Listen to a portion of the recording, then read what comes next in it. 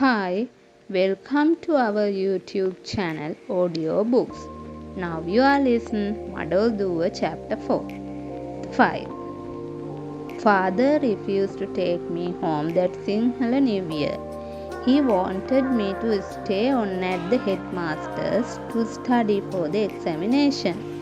If it wasn't for the two children, it would have been as bad as living in a deserted house.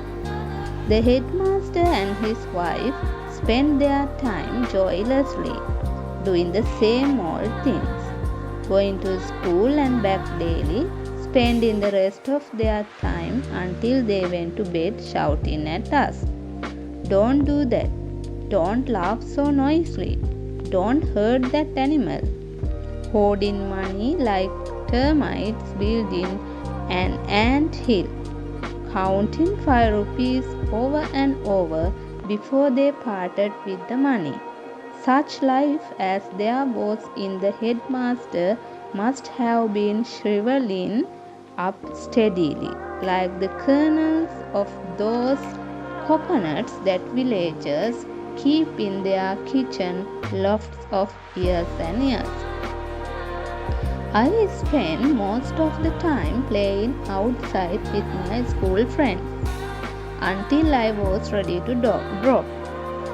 Somalata and Gunadasa were not allowed to go far from home. Perhaps the grandmaster let me go where I wanted only, because he was afraid of the damage we might do to the furniture and the cookery if I too was forced to spend all that time about the house.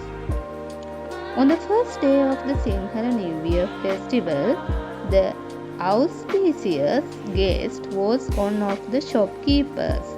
Mr. Wickramasinghe had chosen him because he thought it would be especially lucky to receive the auspicious coin from the hands of a money maker.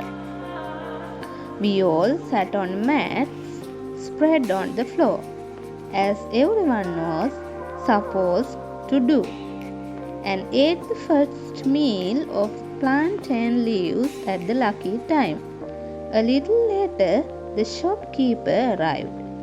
He sat at the table on which had been placed a dish of milk rice, plate full of various New Year foods, and a brass oil lamp. He rolled a little of the milk rice into a bowl and put into the oil lamp, which had already been lit. He put a 1-cent coin beside it. He then gave each of us a silver coin and a copper wrapped up in a betel leaf. The headmaster and his wife took the whole thing very seriously. Mr. Wickramasinghe locked his gift away.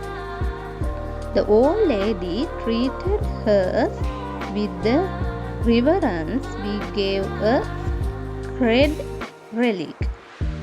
I wonder if she burned incense before it.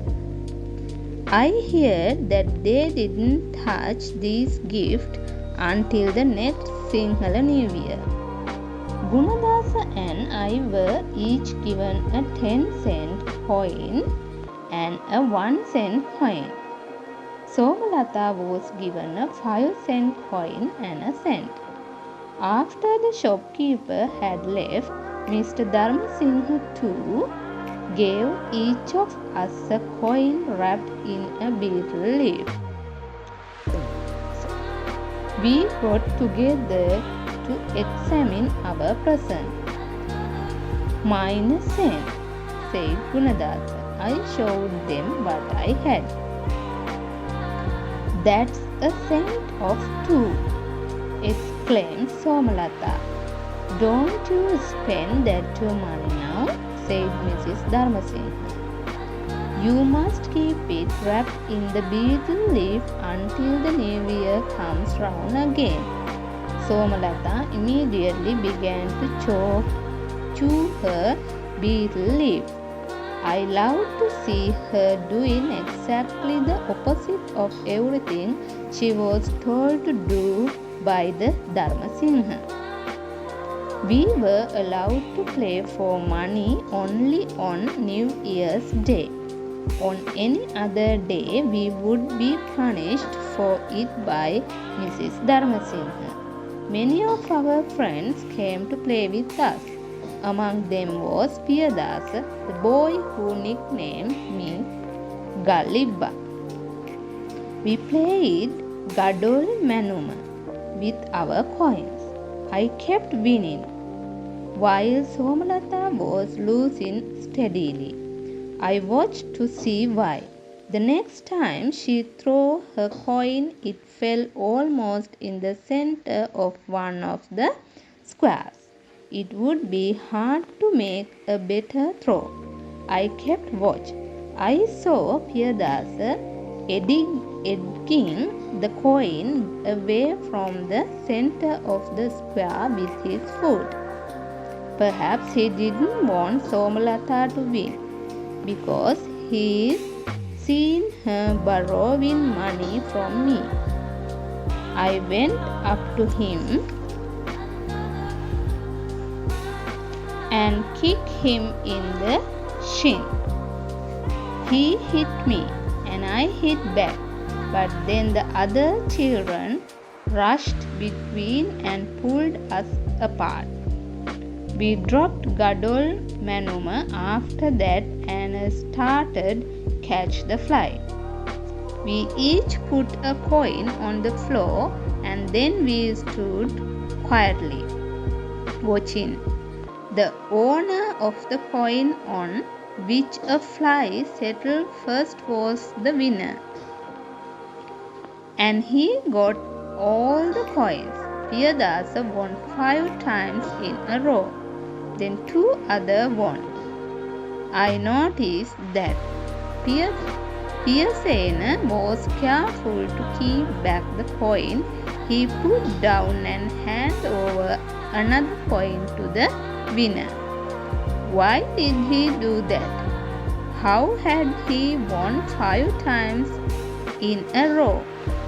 A fly settled on Piyasena's coin for the 6th time. I grabbed it, looked at both sides carefully, and then I got it. It was stinking of rotten, dried fish. I asked another boy to smell it. It smells of caraval, he said, and threw it down. Piyasena saw the others too, stooping for the coins, and he jumped on it and began to rubbing in hard on the floor with his foot. I pushed him away roughly and picked up the coin again. The smell was much less now. Piyasena was furious. He hit me with his clenched fist so violently that I could barely keep my feet. But I soon got over the pain and shock and went for him. He hit me again, and then the others pushed him away and saved me. He struggled to get at me, and this annoyed the other boys. They set on him so vigorous that he was forced to break free and run away. He must have kept his coin in a bag of caravala for at least a day. The boys nicknamed him Caravalaya. After the New Year, Mr. Wickramasinghe made his class work harder than ever. The exams were quite close now. I wondered why he took so much trouble, for we thought him a nuisance and even made fun of him. He wasn't content just to earn his salary. He really loved teaching, and it kept him going despite all his old-fashioned ways. Most of us did learn quite a lot of arithmetic, geography, grammar, composition, and history. I hate studying, so if I know anything at all, it's because Mr. Dharmasinghe was such a good teacher. Even though he was taking such pain, he became very nervous and excited as the day came near. He was particularly worried about our dictation. He was sure we would not remember when to write the dental and cerebral versions of na and la. Examiners always pay special attention to these letters. The headmaster knows that even scholars all now Pali and Sanskrit could not always be sure which letters to use. Only masters of etymology and classical prose could be expected to get them right every time. The headmaster decided to use a trick.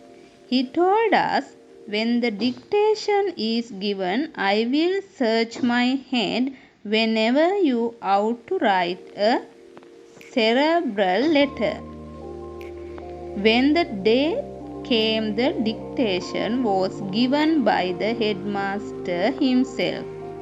We looked at him slyly whenever we came to a na or la, and everything went perfectly.